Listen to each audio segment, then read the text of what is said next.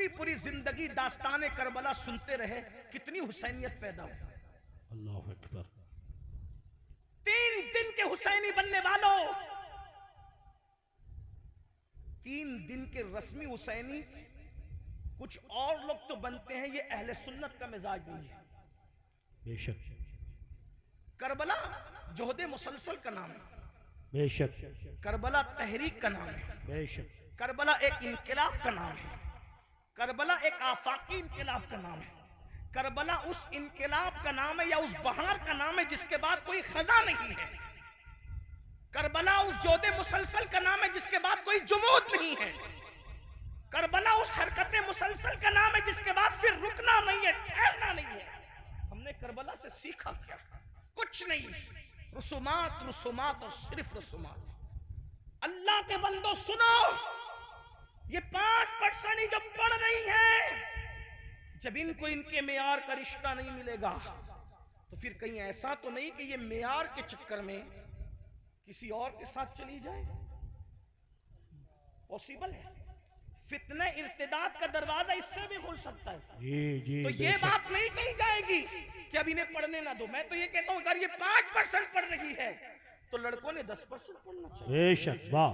वैसे भी आपको इनसे डबल हिस्सा दिया गया है। बेशक, जब आपको हिस्सा डबल दिया गया तो आपको मेहनत भी डबल करनी चाहिए। बेशक। मैं कहता हूं इर्तिदाद के ये फितने की हकीकत क्या है मैं इसको नहीं जानता। जितना बताया जा रहा है उतना है भी या नहीं, या सिर्फ हमें रुस्वा करने की कोशिश की जा रही है। बल्कि मैं तो ये कहता हूं कि हर आई हुई सोशल मीडिया की बात पर तो इत्तेमाद करना भी नहीं चाहिए। जिनके कहने पर हम चांद का आना नहीं मानते, उनके कहने पर बेटियों का जाना कैसे मान सकते हैं? हमें तहकीक करना चाहिए। हो सकता है लेकिन चंद भी अगर गई हैं, चंद भी गई हैं तो हमारे लिए दुख की बात है। और आगे पता नहीं क्या होगा, परसेंटेज क्या होगा।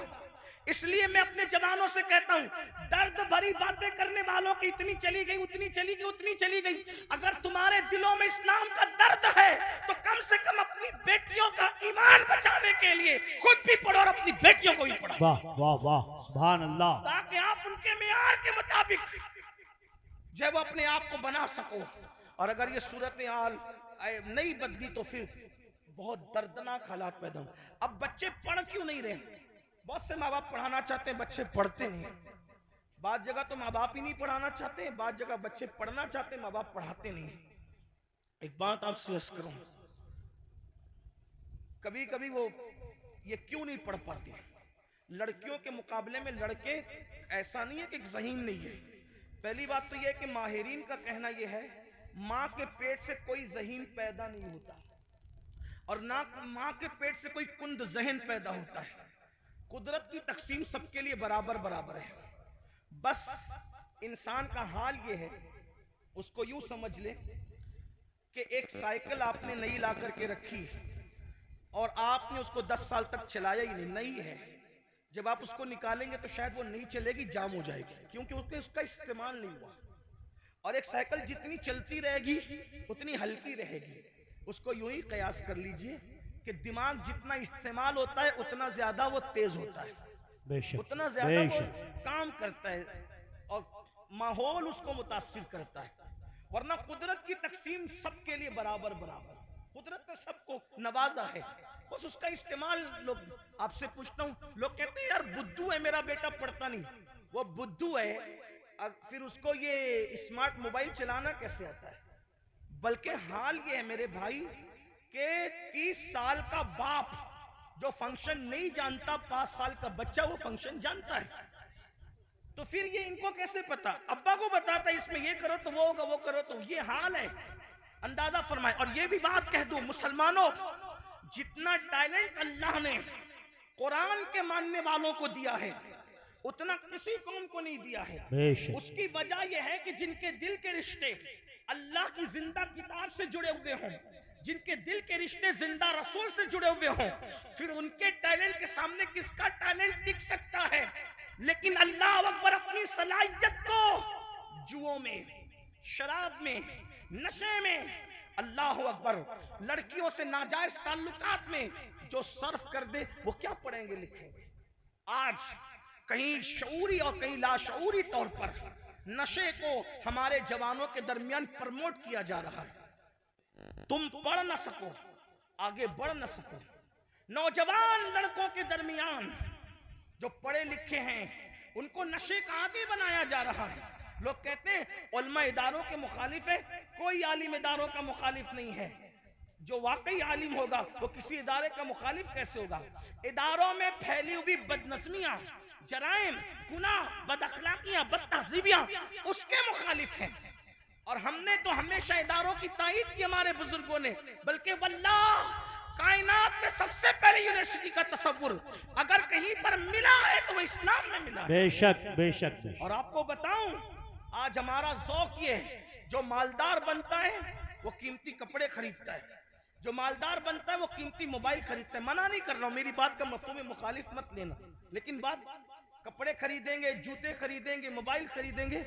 आज से तकरीबन 700 साल पहले मुसलमानों का अंदाज ये था कि एक एक मालदार मुसलमान के घर की लाइब्रेरी में मालदार के 2-2 लाख किताबें पाई गई हैं। अल्लाह अकबर। हलाकू और चंगेज के दौर में इसीलिए मुसलमानों के सर बाद में काटे गए, पहले उनकी लाइब्रेरियों को जलाया गया। वजह इसलिए कि दुनिया जानती थी मुसलमान का ताल्लुक इल्म से ऐसा है जैसे मछली का ताल्लुक पानी से हुआ करता है। वाह वाह बेशक। ताल्लुक तोड़ दो, इन्हें जाहिल कर दो, इन्हें अनपढ़ कर दो, इन्हें गवार कर दो, और फिर क्या हुआ? लाइब्रेरियां जला दी गई, किताबों को दीवारों में चुन दिया गया, और उसके बाद रही सही कसर इससे पूरी की गई कि ज़हीन बच्चों को जराइम पेशा बना दिया गया।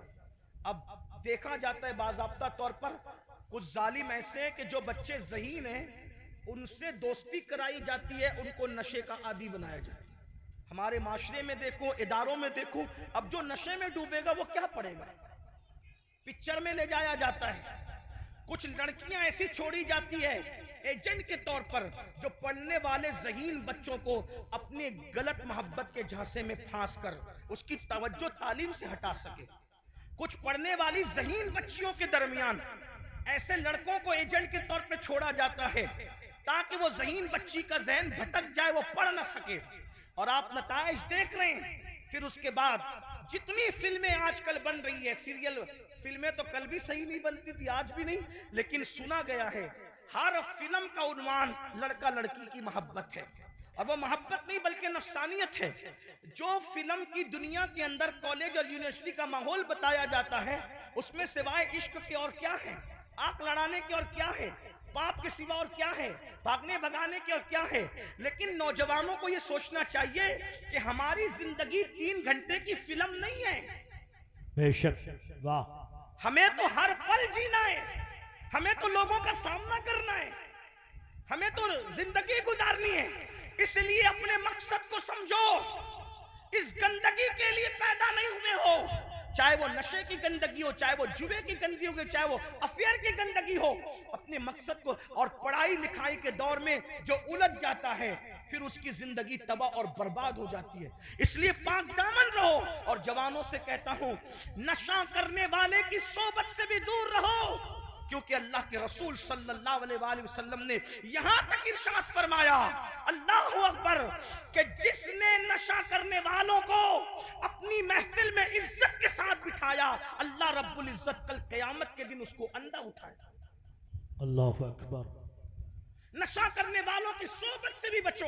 हदीस पाक का मफहूम है, जिसने शराब का सिर्फ एक घूंट पिया और बगैर तौबा के मर गया, जब वो क़यामत के दिन अपनी कब्र से उठेगा या तो उसकी शक्ल सूअर की तरह होगी या तो बंदर की तरह होगी। अल्लाहु अकबर। मैं अपनी बहनों से और आपसे भी कहना चाहता हूँ, पढ़ो और इतना पढ़ो कि पूरी दुनिया आपके पीछे रह जाए। आपने आगे बढ़ना है, लेकिन दुनिया को पीछे करने के लिए हमें नहीं पढ़ना है, हमें आगे बढ़ने के लिए पढ़ना है। तो नंबर 1, ये गुनाह और जराइम बच्चों को पढ़ने नहीं देते, उलझाया जाता है। नंबर 2, मालदार लोग ये सोच के नहीं पढ़ाते कि कराएंगे क्या, अच्छा इंसान बनाने के लिए पढ़ाओ। नंबर 3, लोग समझते हैं कि गुर्बत तालीम के हुसूल के लिए रुकावट सद्दे राह है। लेकिन मैं आपको ये बात बताऊं, गुर्बत कभी भी तरक्की की राह में रुकावट नहीं बनी। हम जितने भी बड़े बड़े अपने अकाबिरीन को देखते हैं, बज़ाहिर उन सब का ताल्लुक गरीब घरानों, बज़ाहिर कह रहा हूं। बेशक आप देखें, ये जितने लोगों ने उम्मत को सहारा दिया है, उम्मत की कश्ती को सहारा दिया है, ये सब बेवा माँ के यतीम बच्चे ज्यादातर नजर आएंगे। नंबर एक, उठा ले सरकार गौसे पाकी की जिंदगी। बचपने में आप यतीम हो गए थे, जवानी में आपकी अम्मी बेवा हो गई थी, और माँ ने अपने बेटे की कुल रकम उस इतनी थी कि उसकी सदरी में सिल दी थी। मशहूर वाक्य में, वाक्य नहीं बयान करना चाहिए, टोटल रकम थी बस 40 दिनार, और उसी पर जिंदगी तमाम होनी थी। और जब सरकार गौ से पाक चले हैं तो कोई भाई भी साथी नहीं है, क्योंकि और कोई भाई बड़ा नहीं था, कोई चचा ताया साथ में नहीं है, अकेले जा रहे हैं इल्म की राह में, उसूल इल्म के लिए अकेले जा रहे हैं। कहां? ईरान से इराक का सफर, गिलान से बगदाद मोहल्ला तक का सफर। मैं इन सुन्नियों से पूछना चाहता हूं, गौस पाक की बिरयानी तो तुम्हें याद है, सरकार गौसुल आजम दस्तगीर का ये किरदार कब याद करोगे? अल्लाहु अकबर। हम लोग गौस पाक की न्याज के मुखालिफ नहीं है, अल्हम्दुलिल्लाह हर माह करते हैं। और ये भी बता दो, कोई कबूल करे ना करे ये तो खुशी का सौदा है, हम लोग तो आए हुए दस्तरखान के खाने को उस वक्त तक नहीं खाते जब तक अपने बुजुर्गों के नाम से फातिहा नहीं पढ़े। क्या बात है, चाहे हाथ उठा के पढ़े, चाहे हाथ उठा कर ना पढ़े, लेकिन बहरहाल हम सूरह फातिहा पढ़ते अपने बुजुर्गों के इसाले सवाब के लिए, उसके बाद लुक्मा उठाते हैं। हमारे यहाँ तो तरीका ये है, इसलिए कि हमारा अकीदा ये है अहले सुन्नत का कि जिस खाने पर फातिहा पढ़ दी जाए अल्लाह उसमें शिफा पैदा कर दे, इसलिए कि सूरह फातिहा सूरतुश शिफा है, जहां पढ़ी जाएगी उसमें शिफा हो। अल्हम्दुलिल्लाह। तो बात अर्ज़ कर रहा था, अकेले चले इल्म की तलब में, कमी क्या थी? माँ के पेट से साहिब करामत पैदा हुए, लेकिन दुनिया को दर्श दे रहे हैं अगर तू साहिब करामत भी है तो भी तुझे इल्म की जरूरत है। बेशक बेशक, वाह वाह, बेशक। यहाँ तो इस सुन्नतें भी नहीं पता है और कहते हैं कि हम पढ़ के क्या करेंगे। अरे पढ़ के क्या करेंगे, पढ़ के क्या करेंगे ये इल्म वाला जानता है, इल्म की बरकतें, इसलिए इल्म की तरफ पेशरफ्त करो। उसके बाद सरकार गरीब नवाज को देखे। हुजूर गरीब नवाज का हाल तो ये था कि बालिग होने से पहले वालिद भी दुनिया से जा चुके, और आपने मशहूर वाक़या सुना होगा कि पंचक्की और बाग जो है वो हिस्से में आया था, फिर उसको भी छोड़ दिया और तलब इल्म में निकले। महबूब इलाही, अल्लाह अकबर, माँ बेवा हो गई है और गुर्बत का आलम ये है। अल्लाह अकबर। मैं अपनी बहनों से कहता हूँ, एक पैगाम देना चाहता हूँ, अगर वाकई ये सुनने आई है, अगर बेटे और बेटी की तालीम में शौहर आपका साथ ना दे सके तो आप तन्हा कमर कस के खड़ी हो जाओ, इसलिए कि बहुत सारे बुजुर्गों को बाप की मौत के बाद माँ ने पढ़ाया है। ये हालात थे महबूब इलाही के घर के। सरकार महबूब इलाही फरमाते थे कि हमारे घर में एक एक हफ्ते तक चूल्हा नहीं जलता था। ये मेरी माँ की तरबियत है, महबूब इलाही कहते हैं। मगर चूल्हा ना जलने पर मेरी माँ ये नहीं कहती थी कि फाका करना है, भूखे रहना है, बल्कि मेरी माँ ने एक खूबसूरत जुमला मुझे कहना था जब हमें भूखा रहना था कि बेटा आज हम अल्लाह के मेहमान हैं। कहते वल्लाह माँ के इस जुमले में इतनी लज्जत आती थी कि खाने में वो लज्जत नहीं थी जो माँ के इस जुमले में थी कि बेटा आज हम अल्लाह के मेहमान हैं, हम अल्लाह के मेहमान हैं। और जब कई दिन तक के खाना पकता था तो मैं अपनी माँ से बड़ी सादगी से कहता था, माँ हम अल्लाह के मेहमान कब बनेंगे? अल्लाहु अकबर। अंदाजा फरमाए। और आप जानते हैं किस तरह पढ़ाया महबूब इलाही को? चरखा काट कर, बेशक, चरखा काट करके पढ़ाया। ये बहनों के लिए बहुत बड़ा सबक है कि अगर तुम्हारा शौहर साथ नहीं देता वो निकम्मा है, उसको शऊर नहीं है। अगर वो बच्चों के मुस्तकबिल का भला नहीं चाहता है तो माए निजामुद्दीन औलिया की अम्मी की सुन्नत पर अमल करें। बेशक, वाह वाह। अगर उन्हें चरखा काटना पड़े तो काटे। और हमारे तो महारेरा के सरकारों ने पैगाम दिया, आपने हर खतीब से सुना कि आधी रोटी खाएंगे, बच्चों को पढ़ाएंगे, पढ़ाना होगा बच्चों। लोग कहते हैं मौलाना तालीम बड़ी महंगी हो गई। मैंने कहा क्या मोबाइल महंगे नहीं हुए? क्या जींस महंगी नहीं हुई? क्या टी शर्ट महंगी नहीं हुई? क्या जूते महंगे नहीं हुए? सभी तो महंगा हुआ, पूरी दुनिया में तो महंगाई ही महंगाई है।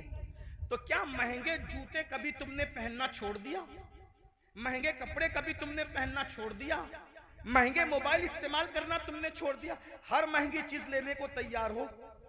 महंगी तालीम का बहाना करके अपने बच्चों को स्कूलों से क्यों निकालते हो? कुछ महंगा नहीं है। अगर जूते महंगे नहीं लगते तो तालीम भी महंगी नहीं लगनी चाहिए। और मैं तो ये कहता हूं, सिर्फ 10 साल इस महंगाई के बोझ को सर पे उठा लो, तुम्हारी 3 नस्लें इंशाअल्लाह गुर्बत से निजात पा जाए। बेशक बेशक बेशक। पढ़ाओ अपने बच्चों को। जब महबूब इलाही रहमतुल्लाहि ताला अलैह की दस्तार का वक्त आया तो उस्ताद ने कहा, बेटा तुम्हारी दस्तार होनी है। उस्ताद, दस्तार पे क्या होता है? कहा, खाना खिलाना पड़ता उलमा को, सर पे पगड़ी बांधी जाती। तो कहा, हजरत हमारे यहाँ तो एक एक हफ्ते तक चूल्हा ही नहीं चलता। तो कहा, ठीक है, खाना हम खिला देंगे उलमा को, उस्ताद होने के नाते तुम पगड़ी का इंतजाम कर लो। माँ से जाके कहा, माँ अमामा चाहिए इसलिए कि मेरी दस्तार होनी है। माँ ने कहा, कुछ दिन का टाइम ले लो बेटा। कहा, माँ क्या करोगी? कहा, तुम्हारी दस्तार मैं खुद तैयार करूंगी। दिन में जो चरखा चलाऊंगी उससे घर का खर्च निकल जाएगा, और रात को चांद की चांदनी में जो दस्तार बुना करूंगी उससे तुम्हारी पगड़ी तैयार हो जाएगी। अंदाजा फरमाए, ये जितने बड़े बड़े बुजुर्ग हैं, मैं किस किस का नाम लूं? इन सब लोगों ने गुर्बत में पढ़ा है, और पढ़ने के बाद इतने आगे बढ़े हैं कि दुनिया के इमाम बन गए। दुनिया हैरत अंगेज है। इसलिए मेरी गुजारिश है, गुर्बत कभी भी तालीम की राह में रुकावट नहीं है। अगर आप कमर कसने में अपने जवानों से कहता हूं, छोड़ दो ये टाइम पास करना, छोड़ दो ये रातों को देर तक जगना, छोड़ दो ये फिल्में देखना, छोड़ दो जो वो मोबाइल पर देर तक के वक्त को बर्बाद करना। 8 घंटे की बजाय 12 घंटे मेहनत करो, 12 घंटे की बजाय 14 घंटे, 14 घंटे की बजाय 16 घंटे मेहनत करो, और मेहनत करके अपने बच्चों को पढ़ाओ, तालीम में आगे बढ़ाओ। और एक बात कह दूं, दुनियावी तालीम में भी आगे बढ़ाओ, लेकिन दुनियावी तालीम के साथ साथ दीनी तालीम उनके लिए अज़ हद जरूरी है।